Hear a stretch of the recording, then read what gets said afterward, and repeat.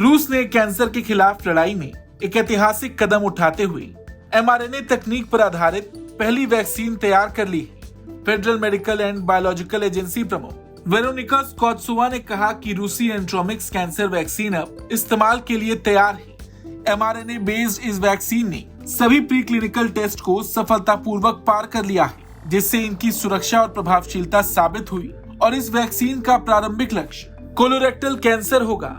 रूस की समाचार एजेंसी टास की रिपोर्ट के मुताबिक रूस के कैंसर वैक्सीन ने शानदार प्रदर्शन किया है और FMBA की प्रमुख वेरोनिका स्कॉत्सोवा ने ईस्टर्न इकोनॉमिक फोरम में इसकी घोषणा की है।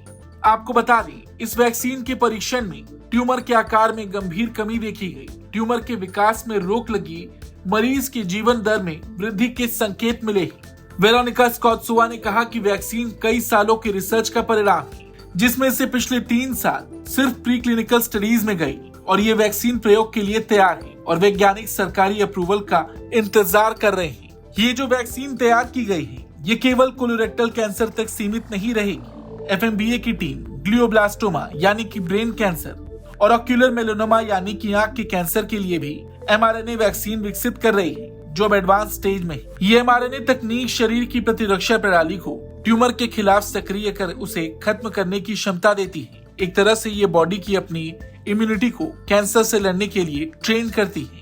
3 से 6 सितंबर को आयोजित हुए 10वीं ईस्टर्न इकोनॉमिक फोरम में रूस ने इस उपलब्धि की घोषणा की। The far east cooperation for piece and prosperity theme पर हुए इस मंच में 75 से अधिक देशों के 8400 से ज्यादा प्रतिनिधियों ने हिस्सा लिया और कैंसर के खिलाफ रूस के इस ऐलान के बाद से वैज्ञानिक समुदाय की नजर अब उसकी इस पहल पर है, जहां पश्चिमी देश भी कैंसर वैक्सीन की दिशा में काम कर रहे हैं। वहीं रूस का ये दावा वैश्विक मेडिकल कंपटीशन में एक महत्वपूर्ण मोड़ ला सकता है। अगर ये वैक्सीन क्लिनिकल ट्रायल्स और सरकारी मंजूरी में सफल होती है, तो ये कोलन कैंसर जैसी जानलेवा बीमारी के इलाज के लिए दुनिया को एक नई दिशा दे सकती है।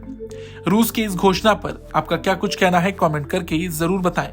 ब्यूरो रिपोर्ट, भारत तक।